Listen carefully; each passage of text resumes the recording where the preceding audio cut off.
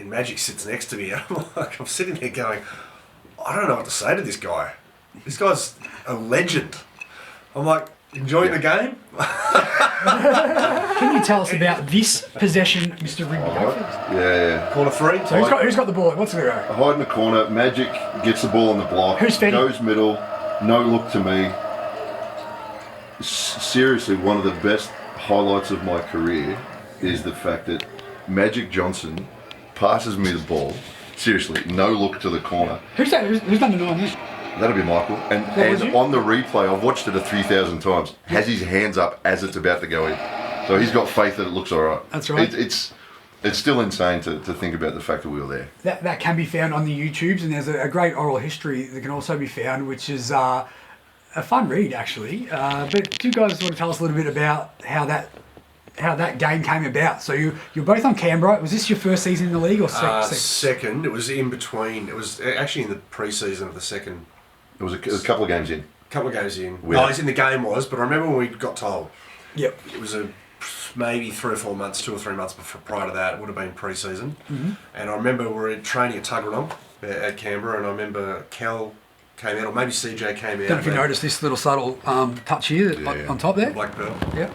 He was your coach at the time? Cal Britton was our coach. Yep. CJ, his son, was on the team. Now, the story behind it is Dave Thomas and Mike Chappelle, who played on our team as our Americans. Their agent was Magic's lawyer. And that's the connection. Did they both play at Michigan State? They both played Michigan State, so there's a connection there, not only with the agent, but also the college, the university. Mm-hmm. And they came out and said, look, Magic plays a charity game to raise funds for the university once a year. He picks a team to play with. Mm-hmm. They would like you guys to be the team. And we just went, oh, there's no way. There's no way. We just we're in shock, and we're like, this is not. Basically, it's not going to happen until I'm on the plane. So was that because of a connection with him and Cal, like because they were old mates, or what? No. Yeah. Every year the current college team played an exhibition game against former Spartans and their current pro team. Yep. And we had 2 recent graduates. Yep. So they got in touch and organised it. We had a bye on that particular week. Yep. Okayed it with the league. We heard about it. I have a feeling they might have shuffled some games just to maybe put a 10 or 15 day gap. Yeah. Well, it's good promotion for the league anyway, isn't it? Yeah. The best thing about it, I remember, is we played West Sydney, who were tough. They were really tough. And we played, that was after or before. Anyway, we had 2 tough games. They would have Rucker, really, Dwight. They had Rucker, Aaron Dwight, really. They were stacked. We won both games. We won both games either side. Cal was worried about us being distracted. Yep. And we were. But we had a squad that year. We had a really good young training squad. session before we left. Yep. It was shoot around. I think it was Adelaide. It might be wrong, but we had a shoot around, and he was so focused on, your mind's not on the trip. Don't focus on the trip. We're going to play tonight. And he was wearing the warm up for the trip. That was Cal. That's Cal in a nutshell. It was focus. Like don't let your minds wander. Yeah, we're going away next week, but focus on tonight.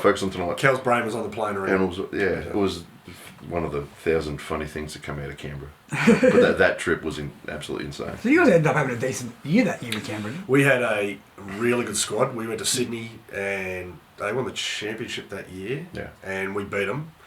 I know CJ, when I played with him after that, and he said that Gorge moulded his teams around our team. Yep. Everyone was 6'5" to 6'9", interchangeable in positions. There was no centre. There was no true point guard. I mean, CJ was probably he's 6'1"-ish. Yep. He was probably the closest to a true point guard, but everyone was a sort of a 2-3 swingman, stretch 4 before there were stretch 4s to my left. And the club went broke halfway through the season. Yeah. And it's a real shame. We had a team that could have gone on to do really, really good things. And that was the last season Cal coached. The oldest person on the team. The oldest person on the team was CJ at 25. And at the time, I was 23, 24, and I thought that's kind of veteran. I look back now, we're all young, super young. Yep. Yeah. Well, that group, we won 12 or 13 games out of 15 or 6. We're like 12 and 4 at home. Yeah. And that's what young teams do. You win at home. You don't know how to win on the road. Yep. But give that team another year or 2 together. It could have been a good squad, but we'll never know. Well, there's here's the little a pick of the squad. Hang on, I'll just get it. That's the. Oh, whoops. Disregard. I'm going to tell you a quick story about why we're talking about Magic Johnson. Yeah, I got 4 minutes that game. That squad, but I got 4 minutes that game. I didn't play a whole lot of minutes. And I remember I was sitting. I was at the end of the bench, and then there was a seat spare, and then there was Larry Johnson, who is Magic's brother. Mm-hmm. Anyway, so Magic gets subbed off. We're up by 20 at the time. We absolutely belt top 10 team Michigan, and Magic sits next to me, and I'm sitting there going, I don't know what to say to this guy. This guy's a legend. I'm like, enjoying the game? And he just goes, yeah, man. I mean, he just loved it. It was just, for him to come in and play with a team that all he knew we were a scrub team. He had no idea how good we were. Yeah. And we absolutely gave it to Michigan, who were ranked 10th. You won by 20 odd, didn't you? We won by 20, and they were ranked 10th in the nation at the time. And Ballinger ended up coming out and played for Adelaide. He was on that team. Yep. I think they had, was it Maurice Ager, or was it, they had a couple of guys who had a little stint in the NBA, I noticed. Alan Anderson, perhaps. Something like Possibly, that. Yeah. Tell us about one of the passes that Magic was zipped that was a little... How do you know about that? Someone's been feeding you some information. This is a bit shoot around. Explain, please. Well, Magic's one of the best passes of all time. You've got to be ready when the ball's going to come, right? Look, the narrative before the game and shoot around was, it's Magic Johnson, you've got to have your hands ready and be ready to go. Yep. And I can't give you the specifics. Cam probably give you the specifics of it, but I remember shoot around and Magic's sort of fooling around and Cam's cutting to the hoop. And I wasn't looking at the ball as much as he should have, didn't have his hands up, but it hit him straight in the noggin. Am I thereabouts? Yeah, well, there's a little bit of mustard on the story. It's a decent target, though. Yeah, fair target. Took it off the shoulder, actually. Okay. Shoot around. Literally, we all talked about, like, who's going to be the first one to catch a no-look in the face. we shoot around, and we're walking through the end of one of our plays, and Magic's, like, right in front of the basket. And I'm following in for what I think is a rebound, and he just tosses it over his shoulder. Like, he's in front of me, about to lay it up, and just throws it over his shoulder. And I took it. It just missed the enormous head that I've got. I just took it off the shoulder, and that was enough, and the story was born out of that. But I fumbled the first no-look, unfortunately. And how was the rest of the trip? Was there a bit of champagning and campaigning afterwards, as Jalen would say? Yeah, so we won the game by 20. We were on a high. Magic's sitting in our change room. I'm not kidding you, for an hour and a half signing jerseys. Yep. We had Converse weapons that we'd bought over there for him to sign. He was awesome. He was really good. He not only did that, he went into the Michigan State change room. Yep. Gave them a pep talk because they just got beaten by an Australian team by 20. Yeah. So they're thinking, geez, we're going to pull our heads in here, After the game, we go back to the hotel. Magic comes back to our hotel. Now, our hotel was sitting on the edge of campus, right across the road from the fraternities and sororities. Mm. We played on the Friday night. Thursday night was Halloween. Nuts. It's freezing cold there. Freezing cold. Yeah.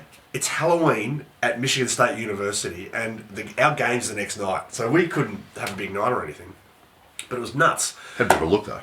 It was unbelievable. The atmosphere was unbelievable. So, after the game, Magic comes back. We've got this like hall, it's like a conference room, function room, and it was just party. We just partied.